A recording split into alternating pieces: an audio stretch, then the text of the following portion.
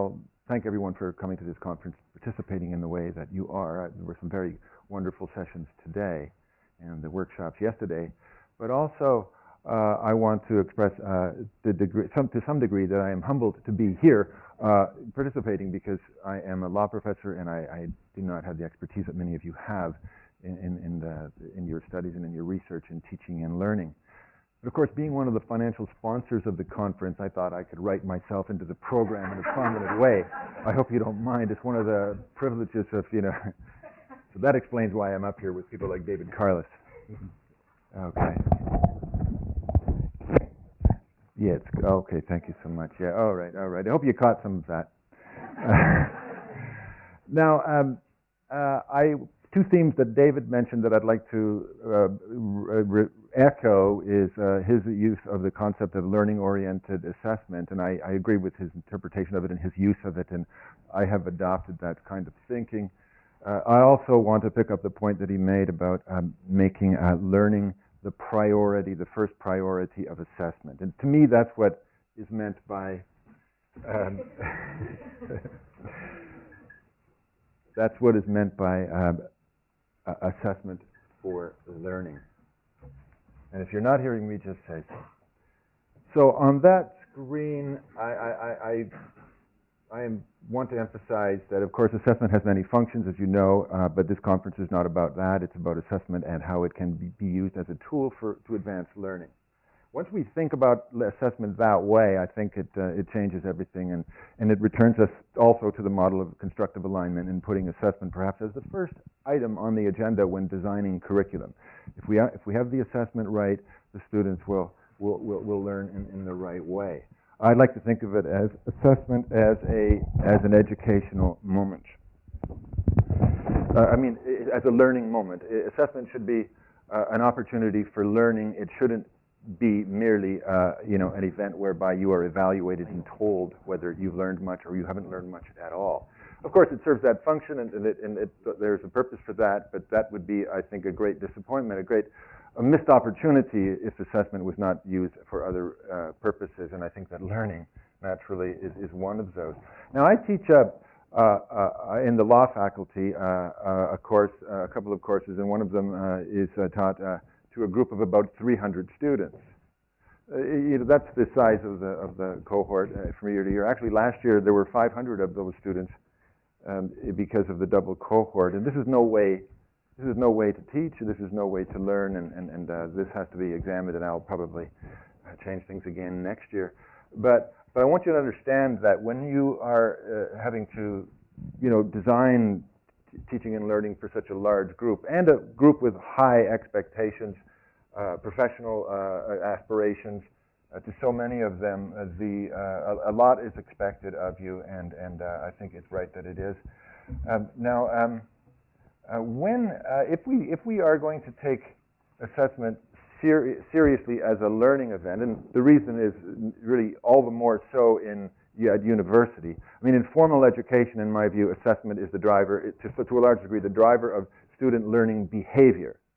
Now, if the assessment is set in a way that it does not achieve its purposes in helping students achieve learning outcomes, then they will learn in the wrong way. So I would say that all the more so in university, where stakes are higher, is this true.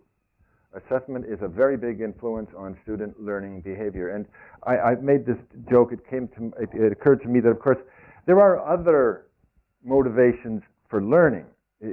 Certainly, assessment is not the only one. But of course, most students at any level want to succeed. So we understand that's why assessment is important in student learning. But then it occurred to me that there are other motivations, and sometimes it's just curiosity. Sometimes it's just fun. And I think that can happen in university as well. But we can see that perhaps in primary school or in preschool, learners are learning for other reasons. They're having fun. But when it comes to university, I think that the stakes are higher, and we have to understand that. Students will try to be good because they'll try to be good at whatever the teacher is going to assess them on, because they want to succeed. Now, some have said in the past, and I think it's somewhat disingenuous, they have said, oh, well, the students today, they're so exam-oriented. They're so results-oriented or assessment-oriented. And yet, I say that's disingenuous because I don't think there's a student or a person in this room who, when he or she was a student, did not want to succeed in whatever the task was that was presented to them. And that's probably why most of you are in the room today, because you did succeed and you're all professors and academics and important people in your field. But we shouldn't be negative about that. If nothing else, it means that the students are following your instructions. So we shouldn't be negative about that, although we don't want them to merely follow our instructions. But for the time being, I don't think we should be too critical about that. Now, we can build on that awareness that student learning behavior is guided by or heavily influenced by the way that they will be assessed. We can build on that awareness by designing assessment strategically. And so, for instance, if it's hard to do, but if you want your students to think critically or to think creatively, then you have to set tasks for them which require them to think critically or creatively, and that they will be rewarded for.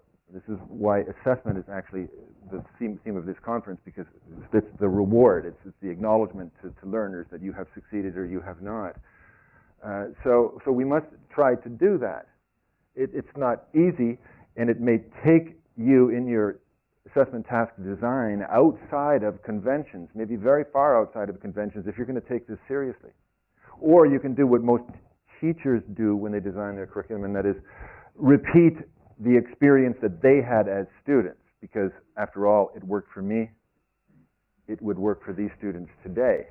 So we see resistance to this kind of more purposeful, more thoughtful, more strategic assessment task design from different quarters. In particular, the students, they like to be doing activities that are familiar to them.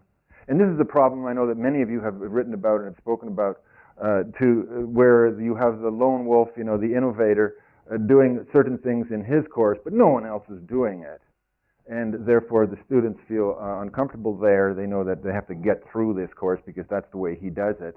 But it doesn't happen that way in the other courses. So there are a number of problems in trying to make your assessment task design more meaningful and more sustainable. So students they prefer what they are likely to encounter, in other courses, so that they can get through this program. And then, of course, you have the teacher resistance. As the quote says, it was good enough for me, it should be good enough for them. And no one's complaining about what I'm doing, so why fix it if it's not broken?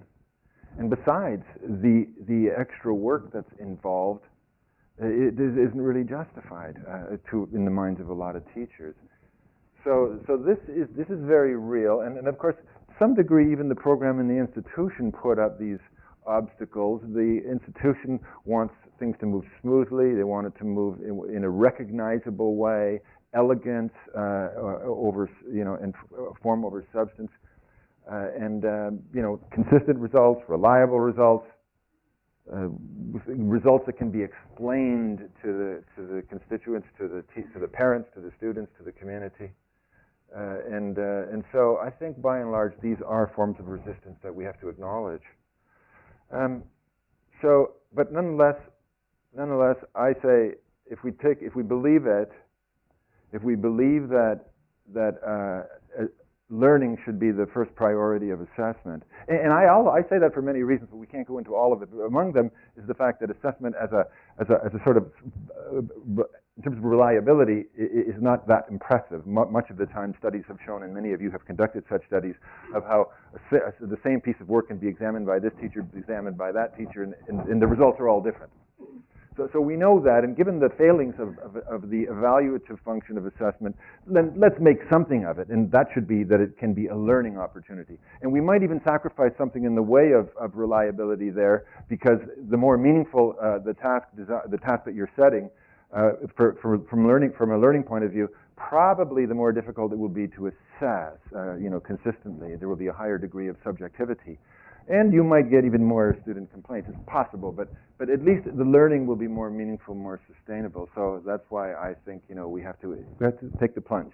We have to think about how students can learn in meaningful ways in whatever the discipline is that we are working in, putting beliefs into action.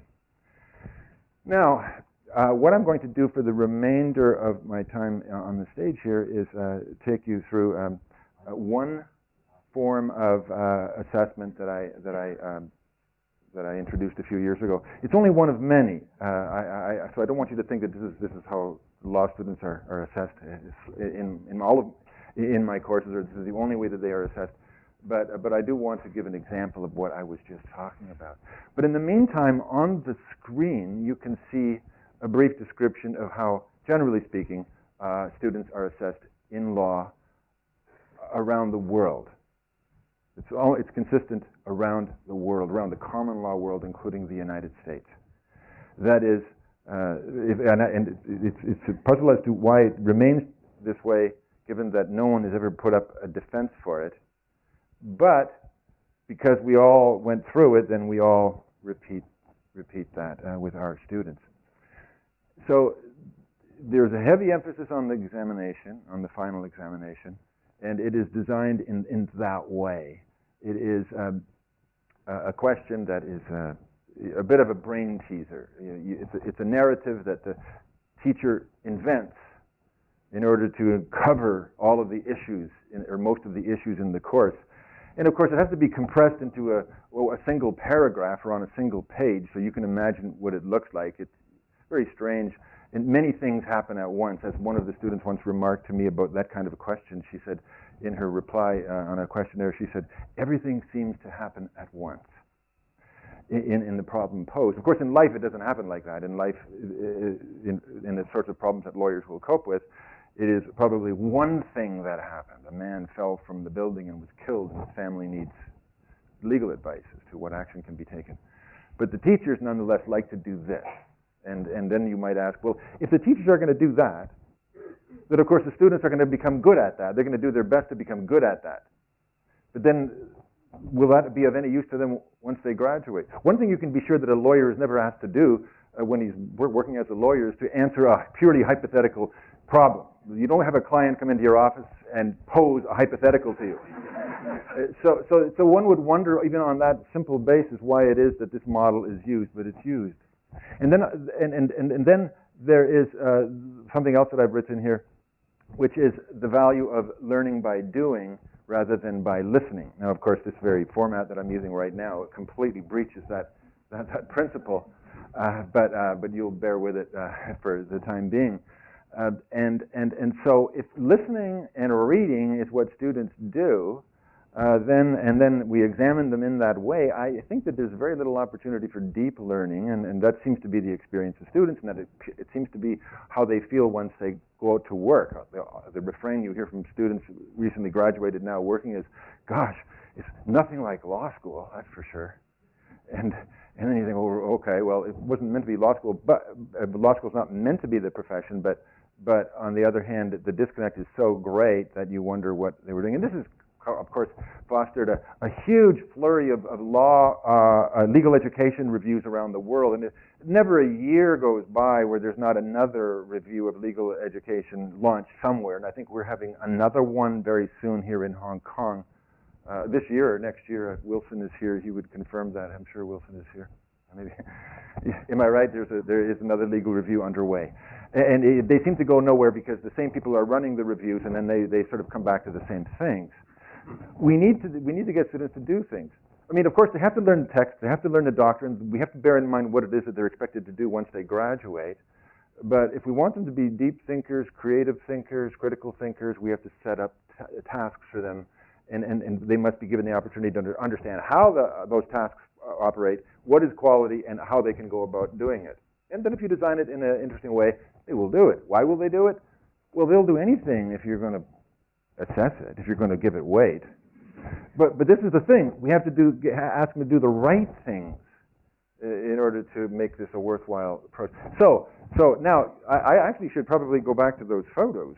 Let's go back to the photos, if I can just, am I doing this? Here we are. So this is actually, these are all student photos. It's photographs taken by students. And each one of them, they actually were collections of 3 photos, so there would be 3 angles of this man, or 3 different shots. And similarly here, you might wonder why that is there. You remember I teach, well, I didn't tell you, but I teach tort law, which means that it's the law of accidents, it's the law of safety, it's the law of risk-taking.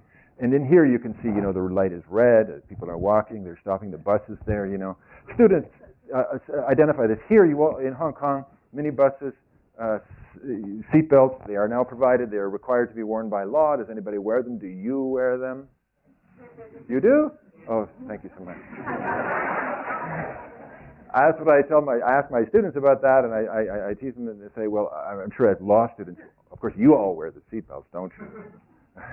Nervous people.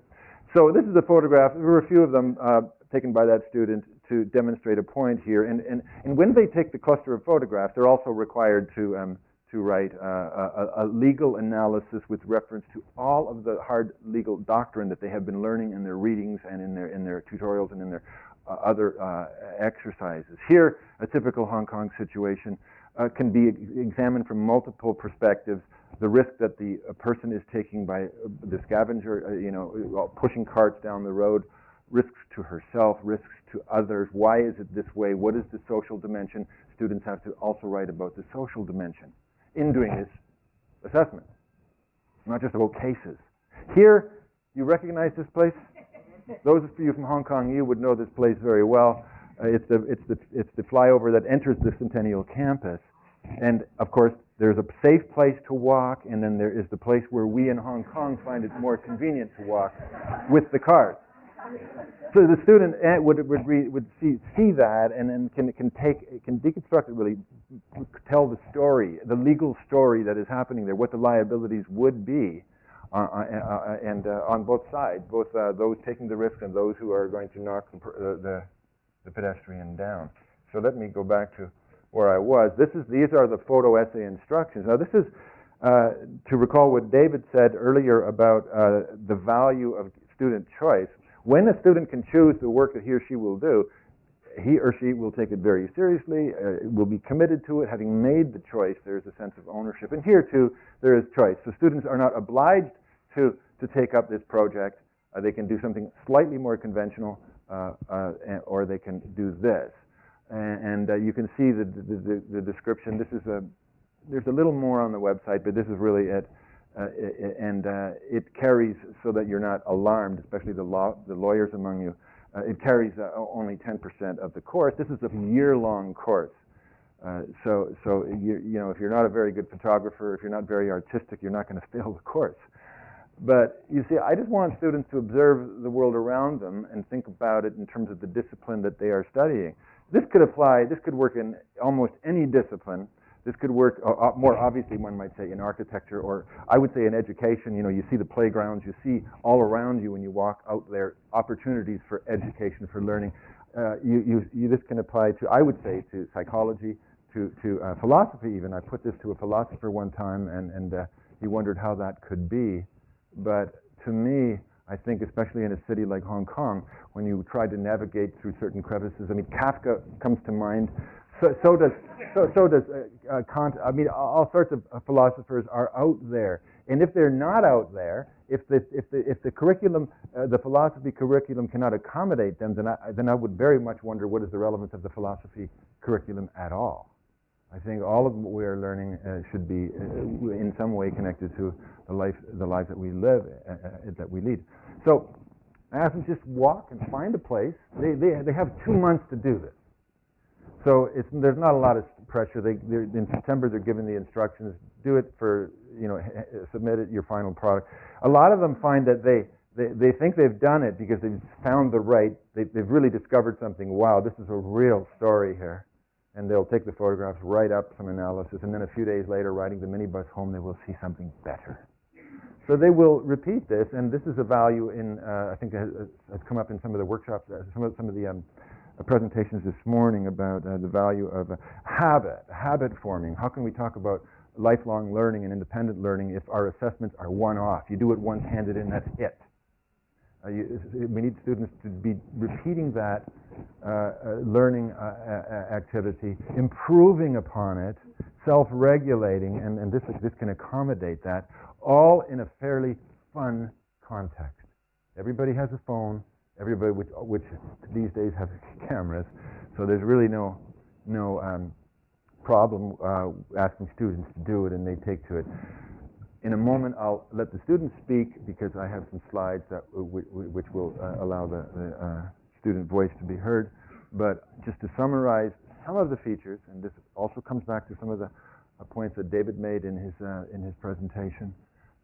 These are some of the values, some of the characteristics, and some of the values that this kind of assessed task design can bring. And in the instructions, I don't know if you recall, I asked them to consider the social dimension, the policy dimension. Does it tell the Hong Kong story? You might notice all of those photographs that you saw in some way or another tell the Hong Kong story. The seatbelts not worn on the minibus, walking through a pedestrian crosswalk when the light is red. I'm sure none of you would do that. I mean, somebody, you saw that. Oh, there are people who would do it. And walking, as you saw the students doing, on the roadway, not in the pedestrian way. We're in a hurry, whatever it is. So, and they'd have to write about that, not only the legal dimension, but the social dimension, because this would be more likely to lead to deep understanding, deep learning. After all, law is there to address social problems, social issues. So they learn in context, the social concerns that underlie the law. They get to develop a sense of independence in their learning. They identify and construct the artifacts of their own learning. This is a simple thing, it's not that complex, and again, I argue this could apply to almost any discipline, this kind of a model for learning. And it's adaptable, and with his permission, I know he's here today. Tim Wotherspoon came to a seminar that I gave at CETL about a year or two ago and heard me talk about this and was able to adapt it to his course in science, and the title of his project is called Simplifying Complexity, and it's also built around taking photographs and making students working independently and making those connections. One thing I think you'll all like as well, is that it is labor-friendly. And this is an important element of, I think, any kind of new assessment that you're going to try to introduce, especially if you co-teach, because I have a number of colleagues who teach with me in tort law because there are 300 students. And it doesn't require, this kind of interaction and meetings and go over this, go over that. Students have these clear instructions, they run with it. Who knows what they will come up with? They come up with some really amazing things. Don't underestimate the creative powers of younger people. So here's what the students say. This is going to be the remainder. I'll just take you through a few slides. With the assistance of CETL, I ran a survey of the students in the fall when this assessment was being done to get a sense of what they got out of it or what they thought of it. And 27 students replied out of 55 or 60 who took this assignment. You can see, do you think it's effective? Well, of course, it might be self-serving for the students to say, yes, I think it is, but we can read what they wrote. They wrote, as there is a high degree of flexibility, we may stumble into an issue that is not yet covered by lectures. Not yet covered.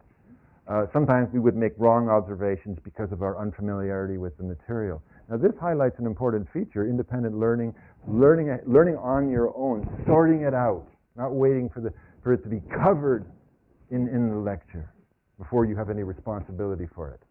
You've got the materials, you've got the internet, you can find it. But the student is acknowledging that. I think it is effective, he or she says, as we have to be vigilant. So this is not a complaint he or she is making. On the same question, I think it's effective. In my experience, assessment in HKU, my gosh, especially in law, require little actual personal engagement from the student. We'll talk about a condemnation. The Dean of Law is not here. By forcing me to engage the skills in a new way meant I had to fully acquire them first in order to manipulate them. Well, that's quite an insight. I had to acquire these skills. And they're doing this on their own. I have nothing to do with it, really. And this is, I think, well, somebody made a nice observation today. She said, I don't teach. I create, the opportunity for my students to learn, or something to that effect. It is true. By forcing, so you can see they're all writing interesting things, but I'm just highlighting some of them. here's question 3. What do you think are the main differences between this and other forms of assessed work you have done? And these are law students. The fact that it involved an image or actively seeking out something that showed the law at work is not something I've had to do in any of my law assignments yet. The issues were also not very clear-cut, ill-defined problems. The news item usually, this is something else they do, the news items is a different project, but usually clearly have a leaning toward a certain legal idea, but I had to work harder to identify it in an image and real-life situation. This is, I think, the much deeper learning, learning to identify legal issues without being told that they are there, without them being flagged for you. Go out and find it. This is more like learning. I think there is more room for imagination, and we may have to propose a particular scenario that will arise out of the circumstances. It almost amounts to constructing a coherent story out of the facts. Based on the same photo, multiple scenarios may be generated. What legal skills would you have applied and developed? It was more of going out of the textbook, because I had to find the ordinances and the regulations that we did not yet have a chance to touch upon in the class. Here you are, they're working on their own. I learned the skill of relating the principles of the course on the real world. This habit of seeing the world through the lens of tort law has stayed with me after the photo essay was completed. Well, here we are. This is the ability to discern and identify issues in a situation that hasn't been already framed in some way for me, using my own originality to form an argument or assessment of prospects. By seeing a situation in reality allowed me to better recognize all the things that could have happened. Or all of the permutations of circumstances. And do you think the skills you have mentioned would stay with you? I like this. Honesty. Probably not. Why not? Everybody else says yes, but this one said, and this is the one I'm interested in, probably not. It was only conducted once. And other law courses don't seem to demand such skills. So that's a problem, and this is very helpful to me. Do you think they will stay with you? What do we have? Even now, I find myself seeking out issues or how a certain principle or ratio, this is a principle, would apply in scenes I see every day, most particularly in the middle of traffic. It's really refreshing because now I know how to actively seek these things out and then identify the principles that would apply, rather than contriving a situation to fit a principle I'm learning. I think that will stay with me, not just in my legal studies, but in my literary studies as well. The work, has the photo essay changed the way you think about law? The work spanned over a long period of time, most of which I spent observing and reflecting on my daily encounters. That isn't interesting. See, it doesn't require a lot of work because you're out there anyway looking. Now you're going to look meaningfully.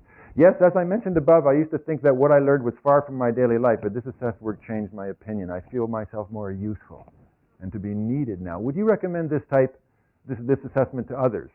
I think I would, because I enjoyed it a lot. But I heard my friends saying that their tutor was not very optimistic about this assignment, and hence they gave up doing this photo essay assignment. The tutors, some of the tutors, my own colleagues,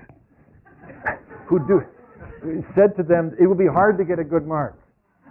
And of course, they were right, because you see, in this course, the tutors do the marking. So the tutor has showed his or her hand and said, it's going to be hard for you to get a good mark. Now, the student here did the assignment anyway, but it was his or her friends that decided not to do it because it would be hard to get a good mark. So what's the message there? All about assessment. This could be the last slide. It is. Thank you very much.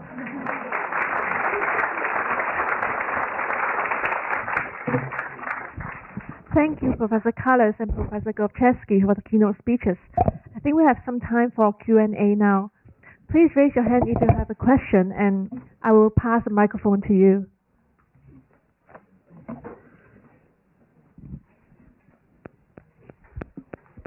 The lady over there.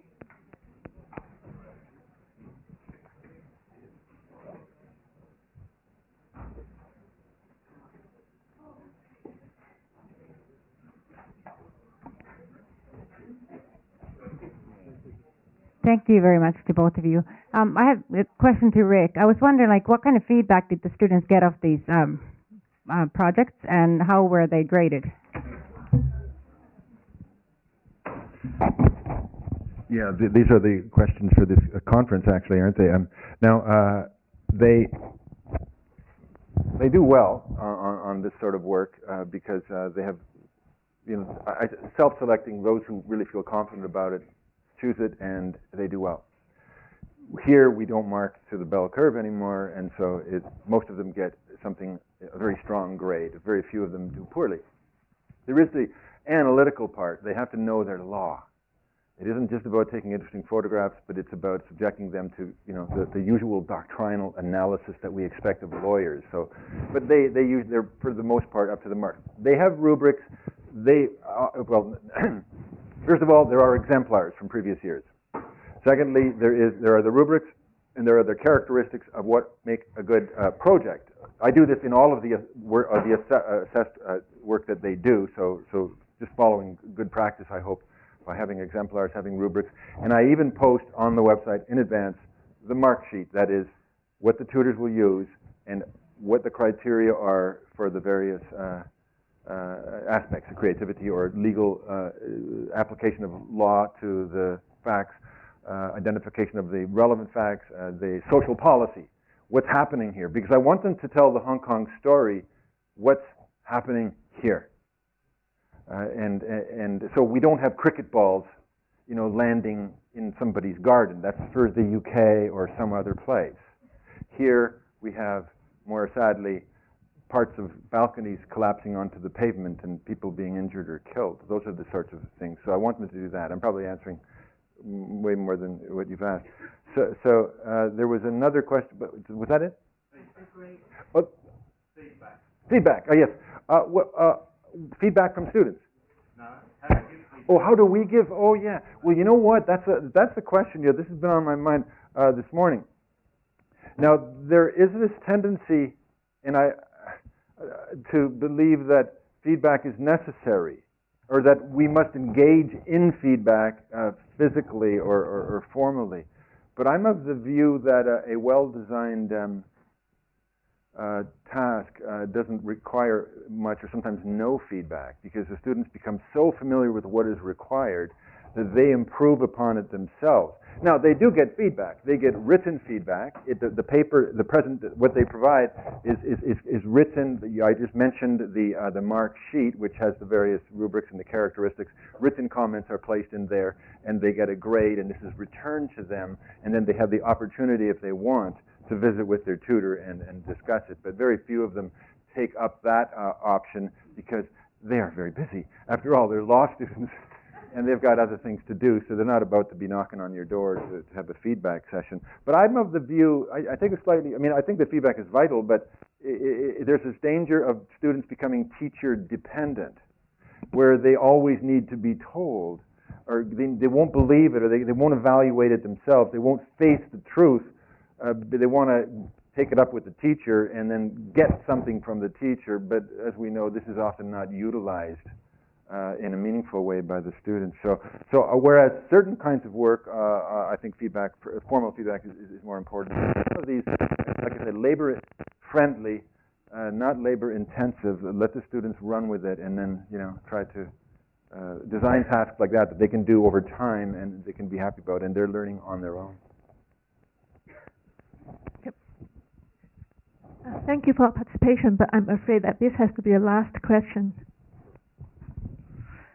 Nice presentation, but I always have problem with new experimentation of assessment, because assessment is a really serious business, and I used to think that before we apply any kind of assessment, it should be tested in many different situations and should be tested based on the task that we are trying to measure, and really make sure that we get advice or discussion from our peer in the program, running that program, before we even try to let the student get the...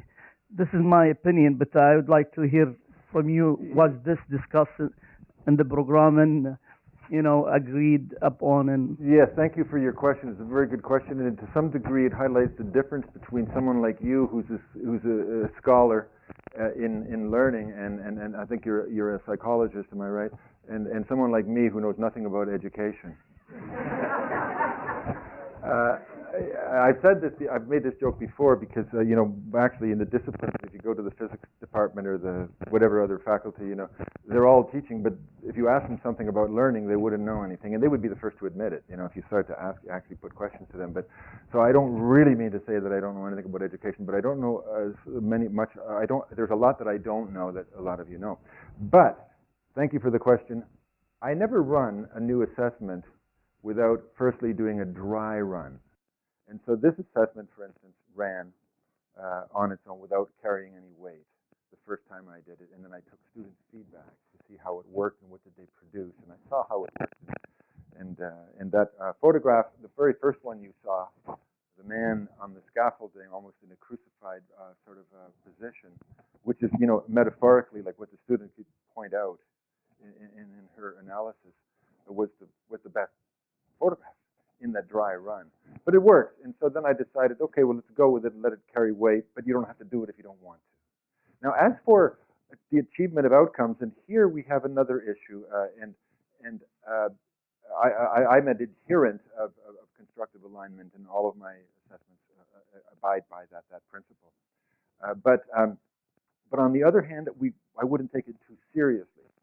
By that I mean, when I ask a student to do something, and I know intuitively that they are learning like in ways that I can't even hope to predict and quantify, does that mean that I wouldn't run that assessment? Of course, I still would do it. It has value, and intuitively, I know it does, even though I can't put my finger on every aspect of what it is. So I would not. So I would take a less scientific view. I know that you're not really proposing that, but you're asking a question. But I would take a less scientific view, and one that is, with some degree, drawing on my experience as a teacher, and for that matter, as a lawyer as well, to tease out those kinds of outcomes and those that I won't even be able to anticipate. Okay.